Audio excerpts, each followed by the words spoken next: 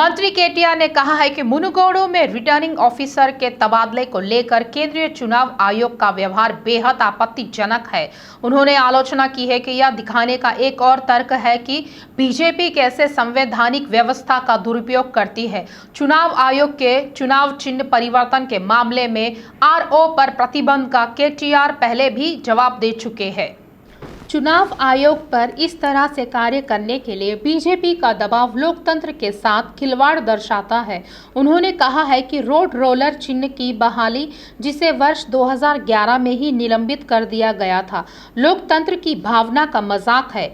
मंत्री ने पूर्व में उनके अनुरोध के बाद चिन्ह को हटाने के लिए बीजेपी की आलोचना की और इस चुनाव में इसे फिर से लगाना चुनाव की भावना के खिलाफ बताया गया है। चुनाव आयोग द्वारा नियमानुसार कार्य करने वाले रिटर्निंग अधिकारी के विरुद्ध जो निर्णय लिया गया है, उसकी कड़ी निंदा की जाती है। केटीआर ने अपना गुस्सा जाहिर किया कि चुनाव आयोग बीजेपी के निर्देश पर काम कर रहा है। मंत्री जगदीश रेड्डी ने कहा है कि बीजेपी राष्ट्रीय राजनीति में केसीआर को ब्लॉक करने की साजिश कर रही है। उन्होंने विश्वास व्यक्त किया है कि चाहे कितनी भी साजिशें रची जाए, केसीआर का राष्ट्रीय राजनीति में प्रवेश और बीजेपी को हराना निश्चित है। तेलंगाना भवन में जगदीश रेड्डी की मौजूदगी में मुनुगोडु, चंडूरू और शिवन्नागुडेम के कई बीजेपी नेता टीआरएस में शामिल हुए। उन्होंने कहा है कि टीआरएस की कल्याणकारी योजनाओं से आकर्षित होकर कई लोग टीआरएस में शामिल हो रहे हैं। उन्होंने कहा है कि केसीआर किसानों के लिए कई बेहतरीन योजनाएं लेकर आए हैं। मंत्री जगदीश रेड्डी ने कहा कि प्रभाकर रेड्डी बड़े अंतर से जीतेंगे। सांसद उत्तम कुमार रेड्डी ने कहा है कि मुनुगोडु चुनाव प्रक्रिया में कितनी भी अनियमितताएं क्यों न हुई हो, चुनाव आयोग ने इसकी परवाह नहीं की है। उन्होंने केसीआर की आलोचना की है कि राजनीति इतनी खराब नीति क्यों है। उन्होंने बीजेपी और टीआरएस पार्टियों पर शराब और पैसे से जीतने की कोशिश करने का आरोप लगाया है। कांग्रेस सांसद उत्तम कुमार रेड्डी ने आलोचना की है कि बीजेपी और टीआरएस अतीत में लोकतंत्र का मजाक बनाने का काम कर रहे हैं। उन्होंने बीजेपी और टीआरएस पार्टियों पर शराब और पैसे से जीतने की कोशिश करने का आरोप लगाया। उन्होंने कहा है कि बीजेपी और टीआरएस द्वारा पूर्व में बांटे गए सारे पैसे लोगों से चुराए हुए हैं। उन्होंने कहा है कि लोग बहुत गतिशील है। बीजेपी टीआरएस के प्रलोभनों के आगे नहीं झुकेगी और कांग्रेस पर जीत हासिल करेंगी। उन्होंने कहा है कि राज्य में राहुल से मिलने वालों में बुद्धिजीवी भी होंगे। राज्य के सभी वर्गों के लोगों को देश की खातिर राहुल की यात्रा में भाग लेने के लिए कहा गया।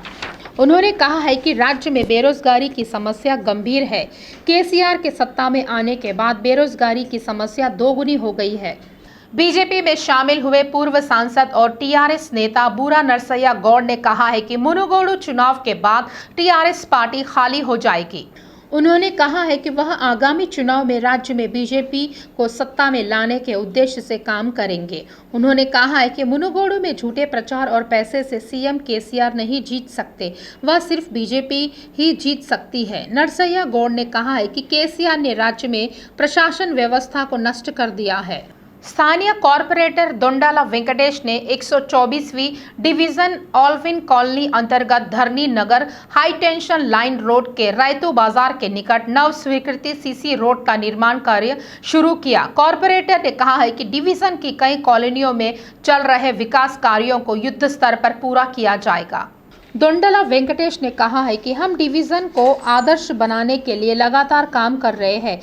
संबंधित प्राधिकारियों और ठेकेदारों को यह सुझाव दिया गया है कि सीसी सड़क निर्माण गुणवत्ता मानकों के साथ समय पर पूरा किया जाए और जनता को उपलब्ध कराया जाए। कार्यक्रम में डिवीजन अध्यक्ष सम्मा रेड्डी, कई अधिकारियों और नेताओं ने भाग लिया।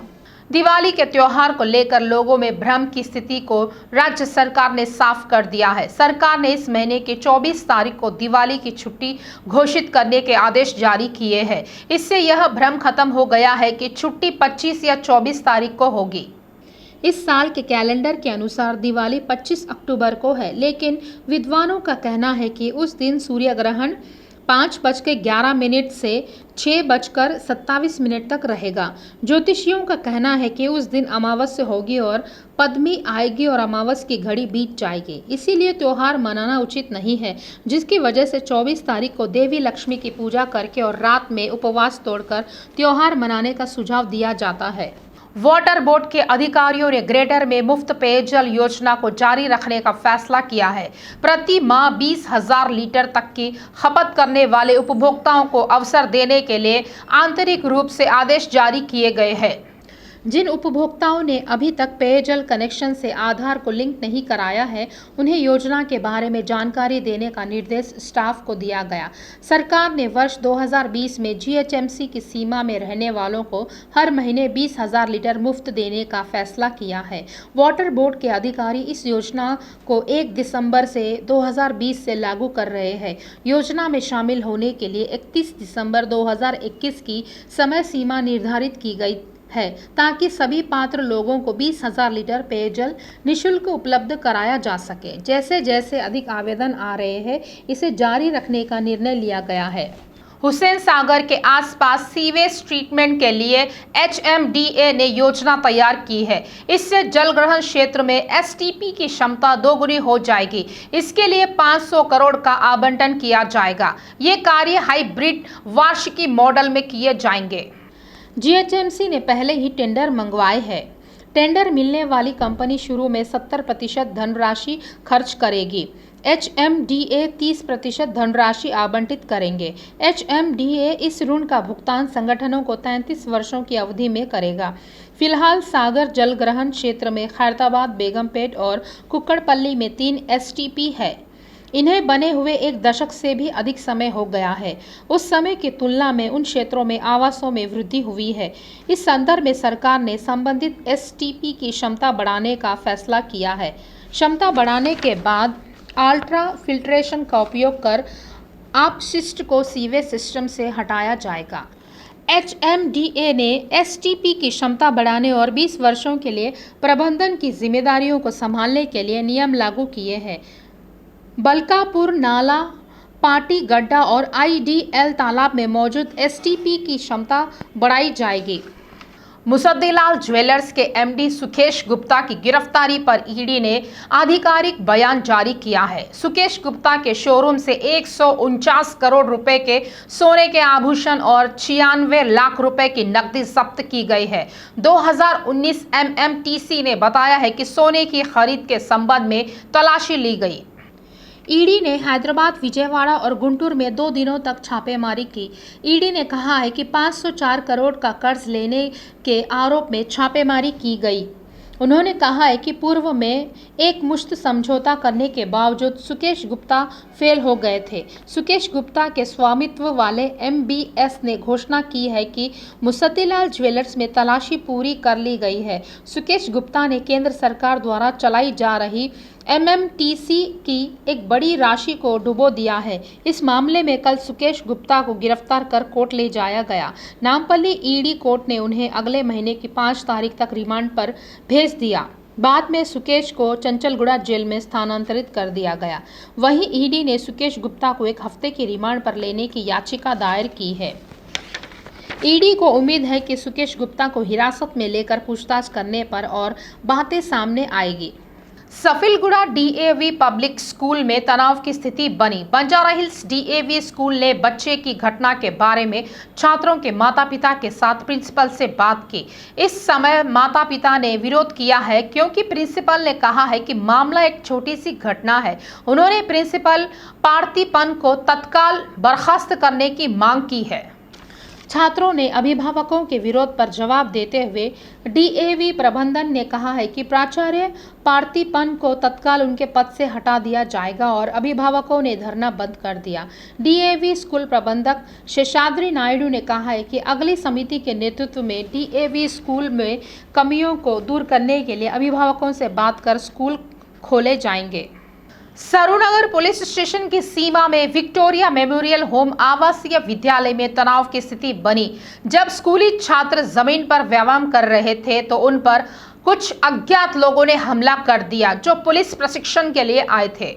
विधायक सुधीर रेड्डी की पहल पर पुलिस प्रशिक्षण के अभ्यर्थियों को स्कूल में व्यायाम करने का मौका दिया गया, लेकिन आज सुबह पुलिस उम्मीदवारों ने दीवार के रास्ते वीएमएच मैदान में घुसने की कोशिश की। नतीजतन वीएमएच के छात्रों और वॉकरों ने गो बैक के नारे लगाकर उन्हें रोकने की कोशिश की।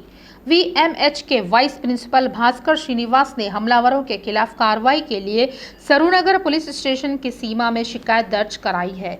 विधायक सुधीर रेड्डी सवाल कर रहे हैं कि अगर पुलिस उम्मीदवार स्कूली बच्चों पर हमला करते हैं तो कैसा होगा, इसकी जिम्मेदारी कौन लेगा। ऑनलाइन क्रिकेट और घुड़दौड़ सट्टेबाजी लोकप्रिय हो गई है। एलबी नगर पुलिस स्टेशन की SOT टीम ने ऑनलाइन क्रिकेट सट्टा लगाने की सूचना पर छापेमारी कर 4 लोगों को गिरफ्तार किया गया है। एलबी नगर ACP श्रीधर रेड्डी ने बताया है कि आरोपियों के पास से 6 लाख नगद और 4 मोबाइल फोन जब्त किए गए हैं। सट्टा लगाने के लिए इस्तेमाल किए गए 2 बैंक खातों में 10,71,318 रुपये जब्त किए गए। उन्होंने बताया कि चैतन्यपुरी पुलिस स्टेशन में ऑनलाइन घुड़दौड़ सट्टेबाजी चलाने वाले 2 लोगों को भी गिरफ्तार किया गया है, जबकि एक व्यक्ति फरार है। आरोपियों के पास से 3 लाख नगद, 2 लैपटॉप और 3 मोबाइल फोन बरामद किए गए हैं। ACP ने बताया है कि SBI बैंक के खाते में 72,000 रुपये फ्रीज कर दिए गए हैं।